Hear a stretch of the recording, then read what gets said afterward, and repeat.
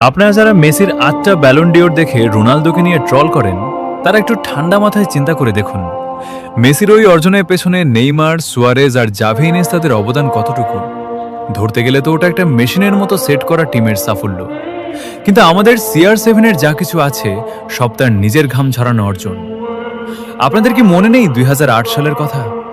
আপনাদের কি মনে নেই ২০১৮ সালের সেই অবিশ্বাস্য পারফরমেন্সের কথা?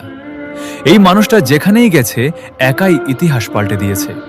কারো দয়ায় নয়, নিজের দমে রাজা হয়েছে সে।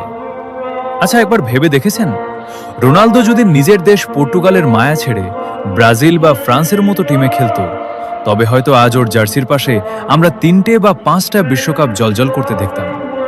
কিন্তু এই মানুষটা নিজের দেশকে মন থেকে ভালোবাসে, তাই শত প্রতিকূলতার মাঝেও আজীবন নিজের দেশের পতাকাকে আগলে লড়াই করে গেছে।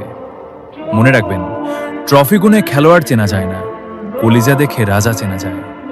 He is the only king.